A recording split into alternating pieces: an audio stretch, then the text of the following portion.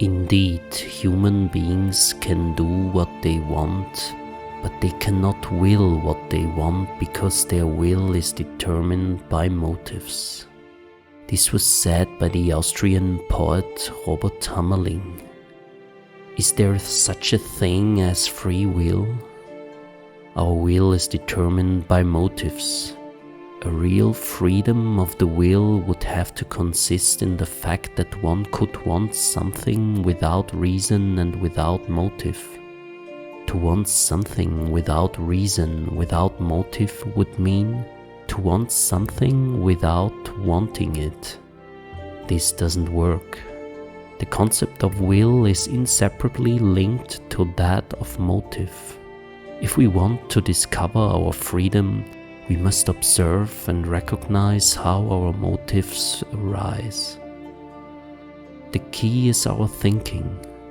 It is not decisive whether I can carry out a decision I have made, but how this decision has come about. An action of which I don't know why I do it is never a free action. In simple actions in everyday life, we are often not aware of our motive. There are many unconscious forces at work in creating our motives, our thoughts, our feelings, our emotions, our genetic makeup, our parents, all the human beings who programmed us, the country in which we grow up, our temperament, our talents, our vices, our destiny. The list seems endless. When we begin to think, reflect and meditate on our motives, our freedom begins. Thinking is the key to freedom.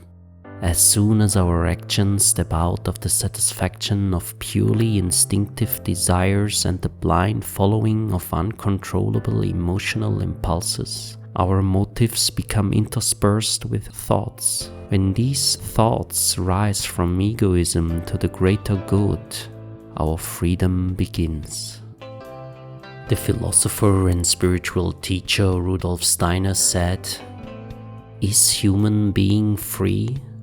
By nature he is not, but he can make himself more and more free by awakening forces which lie dormant in him and which nature doesn't awake.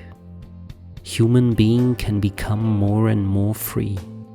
One cannot ask, is human being free or unfree, but only, is there a way for human being to achieve freedom? Yes, this way does exist. We can speak of man's freedom when we speak of those actions which are shaped out of his free thinking, where man through a moral self-education comes to the point that instincts, drives, emotions, his temperament do not influence him to an action, but only the devoted love for an action.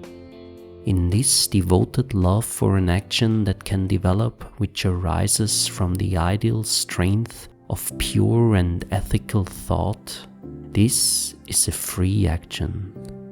There is a way to become completely free in one's inner life, namely by excluding more and more the content of a thought in so far as it comes from outside, and by putting into a special alertness the will element, which in judging, in drawing conclusions, radiates through our thoughts. Thereby, our thinking is transferred into pure thinking. We think, but in thinking only the will element lives. Realized freedom is the highest stage of human development. A free human being is deeply imbued with ethical thoughts. All ethical writings and law books of this earth have come into being through the free mind of human being. Let's conclude with a quote from the Indian philosopher and spiritual teacher Jiddu Krishnamurti, who said, "Meditation is the purification of the mind and heart from egoism. Through this purification comes right thinking, which alone can free human beings from suffering.